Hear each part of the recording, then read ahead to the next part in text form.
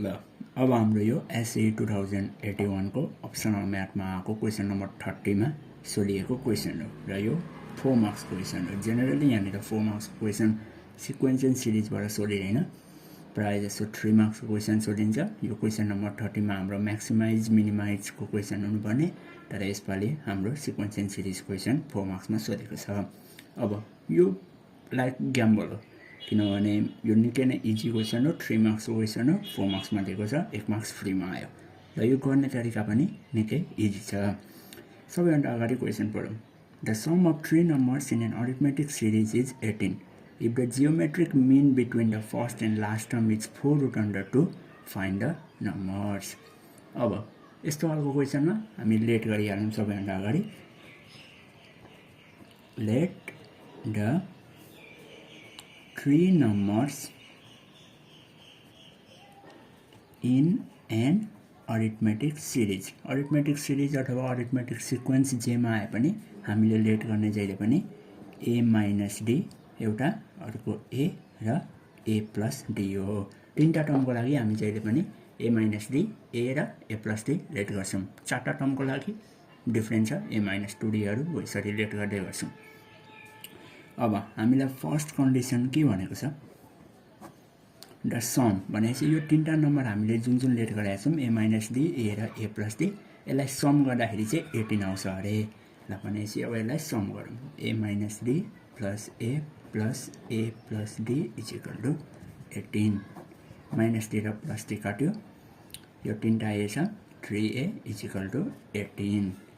अब यहाँबाट हामीलाई a को भ्यालु कति आउने भयो, 6। 3 उतापट्टि गएर डिभाइड हुन्छ, 18 divided by 3 is 6। ल अब हामीलाई के थाहा भयो, अब यहाँ माथि हामीले भ्यालु सब्स्टिट्युट गर्दा भइहाल्यो। 6 minus d, 6 र 6 plus d are in arithmetic sequence भनेर लेट गरौँ। अब सेकेन्ड कन्डिसन हेरौँ। सेकेन्ड कन्डिसनमा हामीलाई के भनेको छ, geometric mean between the first and last term is 4√2। अब हामीलाई अर्को कुरा के थाहा छ, जियोमेट्रिक मीनको फर्मुला √ab हो।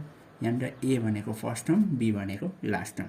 अब यहाँ हेर्नु, 6 minus d हाम्रो फर्स्ट टर्म भयो, 6 plus d हाम्रो लास्ट टर्म भयो। अब फर्मुला लगाउँ, geometric mean is equal to √ab। हामीलाई क्वेसनमै दिएको छ geometric mean 4√2। 4√2 is equal to, अब a को ठाउँमा हाम्रो 6 minus d आउँछ अनि b को ठाउँमा 6 plus d।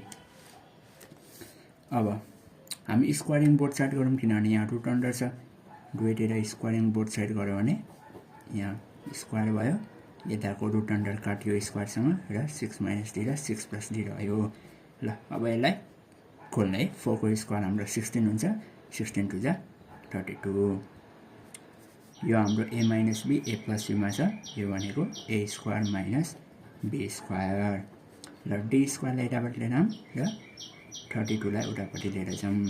हामीसँग के आयो, d square is equal to 4। यहाँबाट d को भ्यालु प्लस माइनस 2। अब यहाँनिर हामीले स्क्वायरमा आउने बित्तिकै प्लस पनि लिनुपर्छ, नेगेटिभ पनि लिनुपर्छ, किनभने हाम्रो कमन डिफरेन्स बढ्न पनि सक्छ, घट्न पनि सक्छ। अब हामीलाई सबै कुरा आइसक्यो, a को भ्यालु पनि आयो, d को भ्यालु पनि आयो।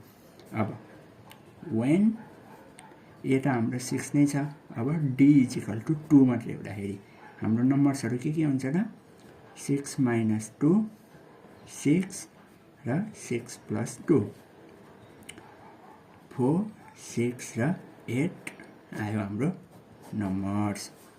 अब जब a को भ्यालु 6 हुन्छ, d को भ्यालु -2 हुन्छ, प्लस 2, 6 र 6 minus 2, 8, 6 र 4 आयो। भनेपछि the required numbers are 4, 6, 8 or 8, 6, 4। यो दुईटै हाम्रो एन्सर हुन्छ, जहिले पनि नम्बरहरू दुईटा आउने गर्दछ है। यसरी नै सोल्भ गर्नु होला। यति गर्यो भने हाम्रो 4 मार्क्स आइहाल्यो।